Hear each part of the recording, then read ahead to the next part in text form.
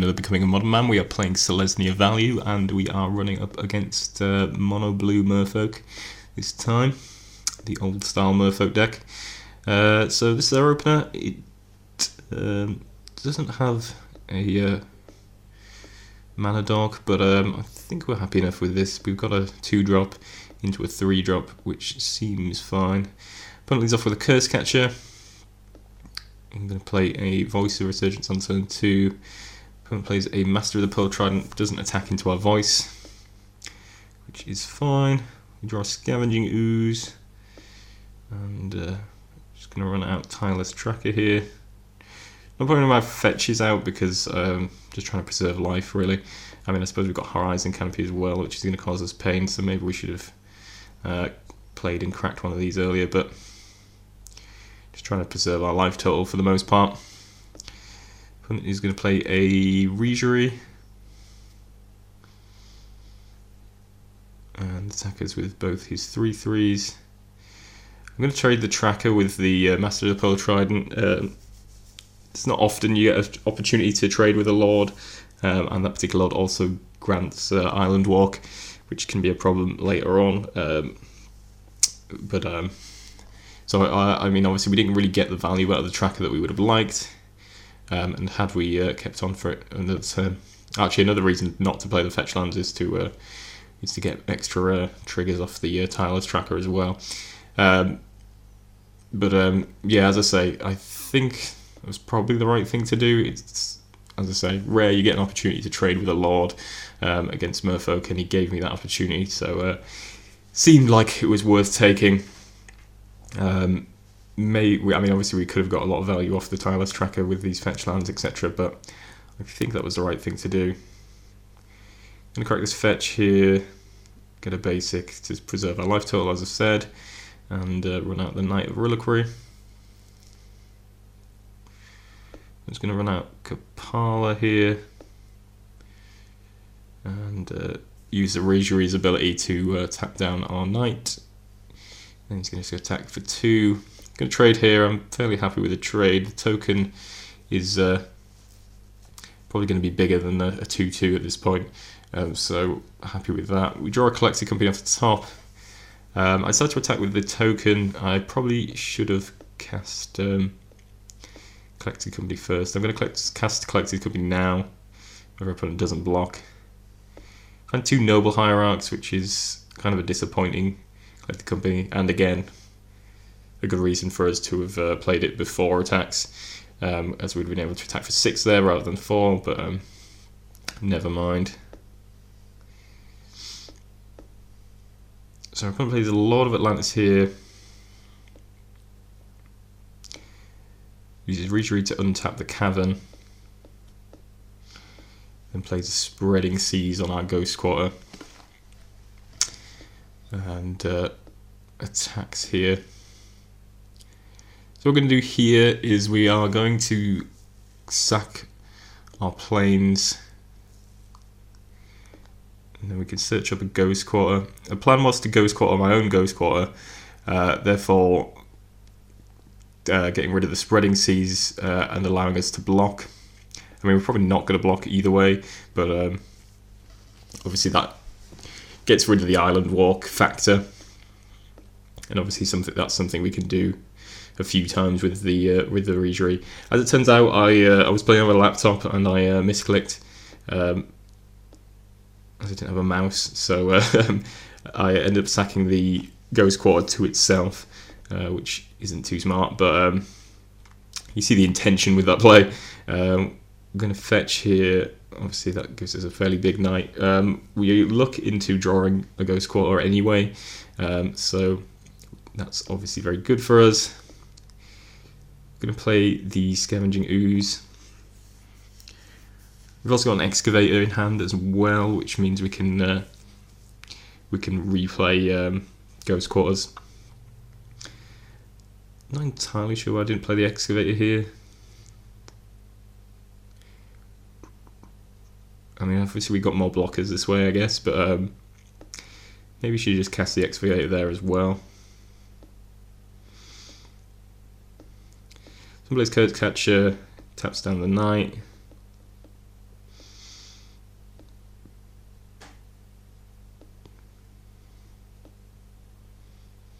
Yeah, I think we should have played the excavator there. I'm not entirely sure why we didn't. And we maybe should have shooted something up with the knight. Although I suppose we're kind of light on green and white sources that don't cost us life, like Horizon Canopy after that. I mean, because we might need these Noble Hierarchs to block. So opponent plays both of those, taps down our biggest guys. He doesn't attack, which is kind of questionable. Could have attacked with his Kapala, his Regery, and his Lord of Atlantis there, all of which are fairly substantial in size. And then we would have had to see how we wanted to block there. I mean, we could have blocked all of them, and we could make Scavenging Ooze big enough to eat the Lord of Atlantis, I guess. Probably would have been the play, or we could have killed the Regery, I suppose. Actually, yeah, maybe killing the Regery would have been better because then he can't tap down our guys. So yeah, I suppose we could have made Scavengers big enough. We'd have to chump at least one of the other creatures with a Hierarch, but. Yeah, I suppose that kind of makes sense on our opponent's end. It's not a great attack. We're going to be able to kill one of his lords if he attacks with all his creatures, and additionally, we are we'd have to kill. We'd be able to kill one of his lords. We probably have to trade off a few of one of our hierarchs at least, or maybe both, depending on how concerned we are about our life total. So yeah, I suppose kind of makes sense, but I mean that is a good position for our opponent to attack in, and under the circumstances, leaves us in a very good position, allowing us to untap here. We're just going to eat some creatures from the graveyard. End of turn, we draw into Collected Company, which is obviously very good. Opponent plays another Lord of Atlantis, which taps down the Scavenging Ooze. No attacks again from our opponent, which is fine. I'm going to Collected Company end step, finding a Bop and a Voice of Resurgence, which isn't bad, but it's not the worst. And here we're going to get our Gavany Township. Might have been able to get this earlier, but this seemed like an appropriate time to do it. So yeah, now we're in pretty good control of this matchup. There's not a lot our opponent can do. I mean, I don't know his entire deck. I think in next game we see Master of Waves, which obviously would have been a problem. So I mean, that is one thing he could do. In theory, we can start chipping away at his lands because we can play an Excavator and we can Ghost Quarter him a few times. Though I think probably the way we lose this game is that our opponent finds another Spreading Seas, so it's good to have Ghost Quarter up, as well as the Knight. Yeah, I think we're pretty protected against Spreading Seas shenanigans. As I say, I think Master of Waves would have been a problem, but not a lot of the decks run Master of Waves these days, I don't think. So we're able to play Excavator, and we've got enough mana to activate Gavany Township. So we're going to be have a pretty huge board next turn. I mean, we've got a pretty huge board now, but yeah, things are going to get pretty rough for our opponent, and we're going to be able to recast lands from our graveyard, so we can repeatedly Ghost Quarter our opponent if we so wish, make it difficult for him to find mana. I mean, I suppose his deck's better against Ghost Quarter than most, in that I imagine he has quite a lot of basic lands, so maybe that strategy wouldn't have been the best. But we can certainly do a whole lot, and we've got an Eternal Witness that could get back a Collected Company, and soon our board will be pretty huge, and I think it'll fairly safe against his attackers. Again, Island Walk doesn't really work against us when we're able to find Ghost Quarters at will, so he's going to get outsized by our creatures and eventually lose. Slightly early concession, but I kind of agree that our opponent was in a sticky situation here and was unlikely to come out on the other side of it, particularly now that we've got Gavany Township on on the battlefield, and our creatures are just going to continue to grow in size until they completely dominate the board. So yeah, I mean, this is sort of another part of the strategy. Obviously, you've got the ghost quarter plays and things, but you can also go wide and go big in terms of just growing your creatures turn after turn and outsizing your opponent. So, I mean, like, our opponent's got 4 lords here, but we're still winning the creature battle. So yeah, this is one of the other aspects to the deck. Okay, so let's look at sideboarding. We don't really have a lot against Merfolk for sideboarding purposes. We're